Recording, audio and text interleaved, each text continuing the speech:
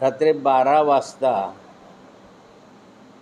24 वर्षापूर्वी घडलेल्या घटनेच्या संदर्भामधला एक FIR चमेलीबाई तायडे यांनी माझ्यावर दाखल केला.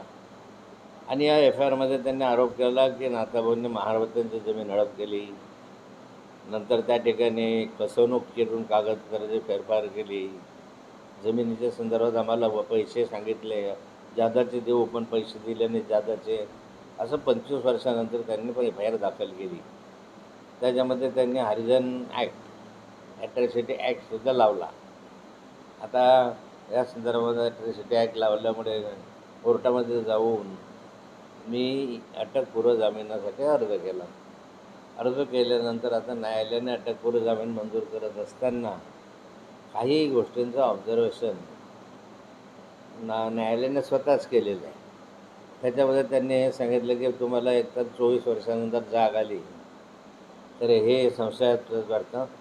24-25 वर्षानंतर अशी FIR दाखल करणं ही संशयास्पद राजकीय हेतूने प्रेरित आहे असं न्यायालयाने म्हटलं आहे. नंतर यामध्ये ॲट्रॉसिटीचा संदर्भ नाही, ही बाब संशयास्पद आहे. त्यामुळे या संदर्भामधला अटकपूर्व जामीन देण्याचा अधिकार मला आहे. तिसरं खाडाखोड वगैरेच्या संदर्भात त्यांनी सांगितले की असं 2002 साली हा व्यवहार झाला, त्याचं म्युटेशन झालं, म्हणजे त्याची नोंदणी झाली. त्यानंतर तर ट्रान्सफर झाली जमीन ट्रान्सफर होऊन इकडची तिकडे झाली, पण कुठलीही तक्रार कुणीही 24 वर्ष केली नाही. त्यामुळे त्या तक्रारीचं काही तथ्य नाही असं वाटतं, असं त्यांनी सांगितलं. त्यामुळे जेवढ्या काही तक्रारी केल्या होत्या त्या तक्रारी जवळपास त्याने फेटाळल्या आणि अटकपूर्व जामीन या ठिकाणी दिला. माझ्यावर गुन्हे दाखल करण्यासाठी आमचे विरोधक जंगजंग पछाडतात.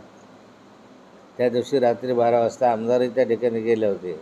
काही लोक त्या ठिकाणी जाऊन पोलिसवर दबाव आणला. बरोबर रात्री 12 वाजता 12:01 आणि 11:59 बरोबर 12 वाजता असा गुन्हा दाखल केला.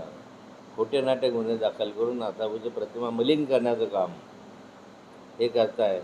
पण यामुळे अशा खोट्या तक्रारींमुळे नाथाभाऊची प्रतिमा मलिन होणार नाही. त्यांनी अनेक माझ्याविरुद्ध सत्तेचा दुरुपयोग करून तक्रारी दाखल केलेल्या आहे, पण या तक्रारीमध्ये कुठलंही तथ्य नाही. हे पुढच्या कालखंडात तुमच्या लक्षात येईल. हो, आपली भूमिका